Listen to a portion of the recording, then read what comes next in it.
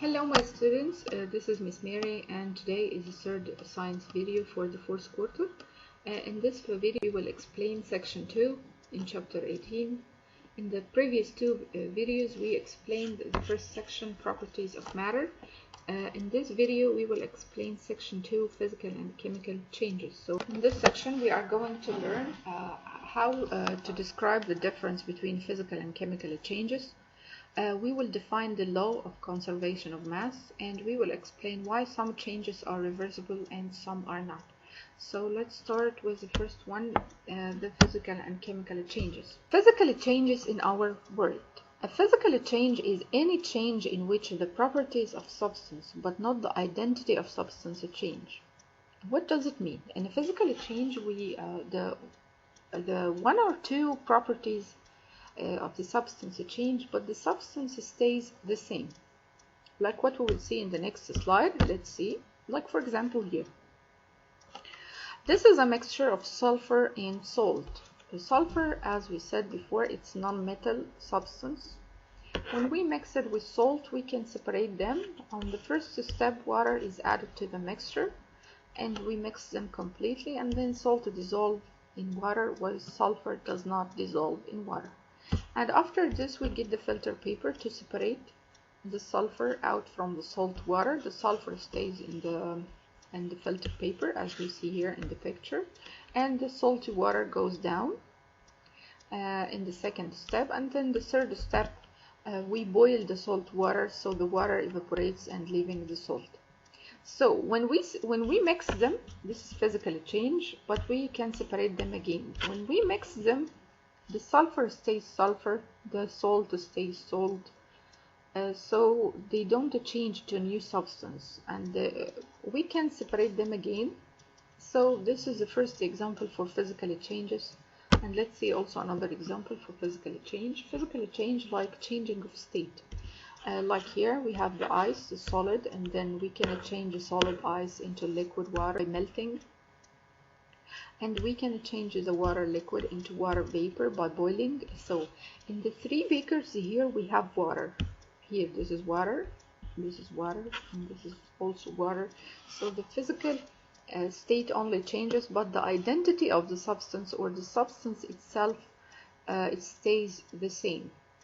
It's still water. Okay, so it doesn't change to new substance. Like also cutting paper, this is an example also of physical change, or broken pencil, it's also another example for physical change. When we cut the paper, it stays paper, it doesn't change to new substance, it stays the same, only the shape changes, the size, but it stays paper, the identity doesn't change. Also the broken pencil. The broken pencil is a physical change. We change the size and the shape of the pencil, but it's still made of wood, and the identity of the wood doesn't change when we break it. Okay, physical change in our world, physical change in nature, how it happens, like movement of soil and rock, or ponds freezing. When the wind carries soil and rock from place to place, this is an example of where physical change. Also by weathering, when the wind and the water break down the rocks into smaller pieces, this is also example for physical change in nature. Ponds freezing in the winter, when the water changes to ice, this is also a physical change that happens in nature. And also physical changes in industry, like making sugar. How do you know the steps of making sugar? First we bring the sugar cane from the field, and then we cut it, we clean it first, and then we cut it to smaller pieces, and then we squeeze it to get the juice from the sugar cane, and then we boil the juice to get out the sugar. So all these steps are physical changes. Okay, also like building furniture, when we cut the trees to get the wood, and we make reshaping for the wood to make chairs or to make tables, this is also physical change, but in industry. Let's go now to the chemical changes in our world. A chemical change occurs when new substances are formed, when you mix two things and they make something totally different, or when the substance changes to new substance with new identity, with new physical and chemical properties. See examples also for chemical change, like here, chemical changes like burning wood. When we burn wood, it changes to black ashes and becomes very soft. So this is the wood here doesn't have the same identity, it's totally different. Okay, it's a black substance.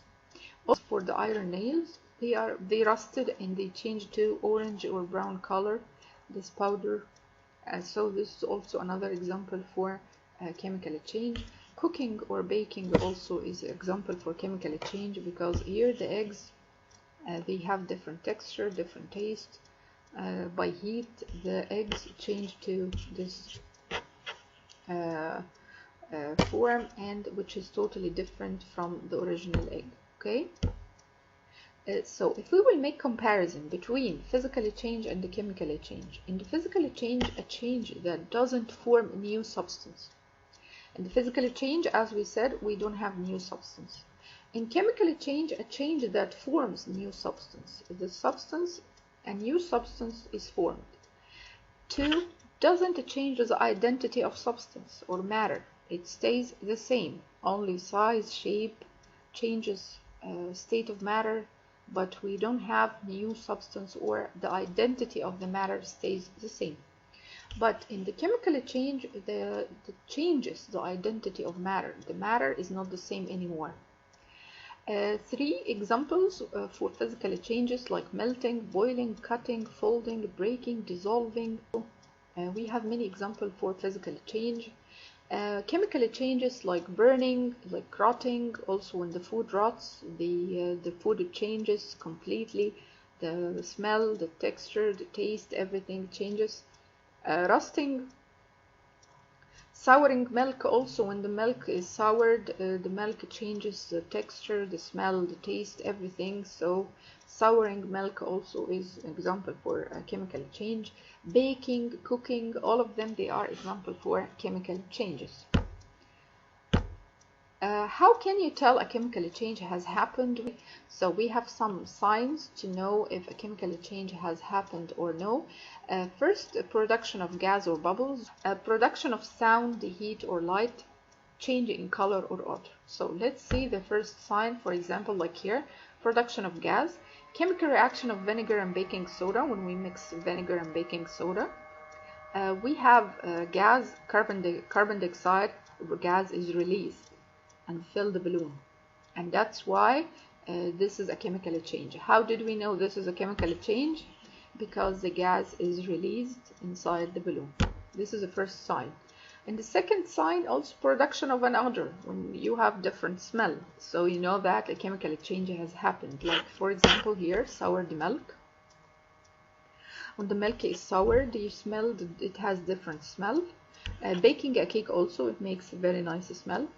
Moldy cheese also make a smell, which is very bad. So releasing of energy, as we know, energy has many forms like heat, light and sound.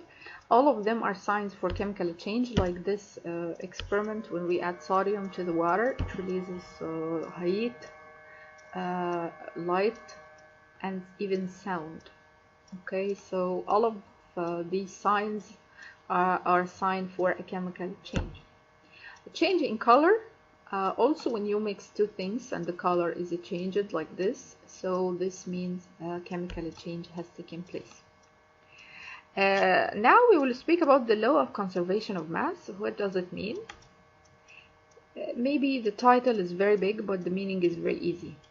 As we know that we have two types of changes, physical like melting ice and chemical like burning wood. We have two types of changes. The law of conservation of mass says that during chemical and physical changes, mass doesn't change, but it transforms or changes to another form. Mass cannot be created or destroyed. This is another meaning for the law of conservation of mass, that mass cannot be created or destroyed. Let's see how. Here in this picture, here in this cup, we have 100 gram ice cubes. So here we have 100 gram of ice. By melting the ice, and melting is a physical change as we know, because it doesn't make new substance. The glass filled also, the cup here also has 100 grams of liquid water. So here before the change we have 100 grams of water. After the change we still have 100. The mass doesn't change. Okay, and this is the meaning of law of conservation of mass, that after chemical or physical change the mass doesn't change. In this cup we don't have more mass or less mass. The mass stays the same. Okay. Let's see another example also for the law of conservation of mass. Here we have 100 grams of coal. The coal is completely burned. After burning, we have also 100 grams of coal. How this happened? The coal here after burning it changes to carbon dioxide and ash. When we put the container on the top, we keep the gas inside, the carbon dioxide inside. So the mass of the gas of the carbon dioxide plus the mass of the ash, both of them are 100 grams, like the mass of the coal before burning. Okay, so the mass of the coal, it changed from solid to gas, which is carbon dioxide, and ashes that are found here. Okay, so the total mass here after burning is the same mass before burning. The mass doesn't change. Here, this is a chemical change. Let's see another example. The blocks here, this is before. Here, the blocks, after rearranging them and changing the shape, the two shapes have the same mass. We just changed the arrangement of the blocks or the pieces. Like for example, we took this piece down, we get this piece up. So we changed a little bit in the shape, but the size, but the mass stays the same. If we have here 10 pieces, we still also have here the 10 pieces. We didn't take any one of them out, or we didn't add more. The mass stays the same, doesn't change. Understand? And this is, of course, will be physical change or chemical change. Yes, this is a physical change because we don't have new substance and the identity of the substance doesn't change. Let's see also another example for the law of conservation of mass. Burning a candle. The mass before we burn the candle is the same mass after we burn the candle. Someone will tell me how you miss here we have a smaller piece of the candle. But don't forget that most of the candle that burned, it changed to gas, as we see here in the picture. And the mass of the gas will equal the same mass of the candle before burning. And we have also some melted down here. So the mass of the melted candle and the solid candle and the gas, all of them together, they have the same mass of the candle before burning. Okay, so this is the meaning of law of conservation of mass. Let's see chemical change in our world. We have many chemical changes in the world, like photosynthesis. When the plant gets sunlight and water and carbon dioxide, they mix them together to make new substance, which is sugar, which is totally different from the original ingredients. Also digestion of food. When we digest food, the food changes completely to new substance. They all are chemical changes in nature. So when I ask you, give me example for chemical changes in nature, you can write like photosynthesis, like digestion. They are examples for chemical change. Chemical changes in industry, like making metal and refining oil for gasoline, and they are chemical changes. When we get the fossil fuel from the ground, we change it chemically to be this gasoline that we need for cars. And to have this gasoline, we go through many chemical changes to change the original fossil fuel into gasoline. Okay. Last part are physical and chemical changes. Reversible. Reversible, it means it can goes back to the original form, or after the change we can return it back or no. Most physical changes are reversible because they don't alter the identity of matter, because the changed physical changes only affect the matter form. Like for example, when you melt ice into liquid water, can you return the liquid water into ice? Reversible or no? Yes, we can return it. Just put the water in the freezer and you will have ice again. So this is called reversible. change. Like for example, also when you dissolve some salt in water, this is physical change. Can you return it back, the salt alone and the water alone? Yes, just boil the water, the salt will stay down and the water will evaporate. So you will separate them again like before, and this is reversible physical change. So most of physical changes are reversible. You can return them back to their form. But chemical change, very hard to return them back to before. So most chemical changes are not reversible because the product from most chemical changes cannot be recombined to form the original substance. Like for example, when the iron rusts, you cannot change iron back to its form. This rusting, you cannot change it back. Okay, you can remove it, yes, from the metal, but the rusted metal, you cannot return it back to its original form. Okay, so most chemical changes are not reversible. You cannot return it back to original form. Like when you burn wood, burning wood, it changes to ash. Can you return back the ashes to wood, to normal wood? Of course, no. So most chemical changes are not reversible, or we cannot return it back to its form, okay, or to its original substance. This was everything for today, grade 7. So the next video, I want you to get the book because we are going to solve the questions in the book together. Okay, so see you soon and take care of yourselves. Bye bye.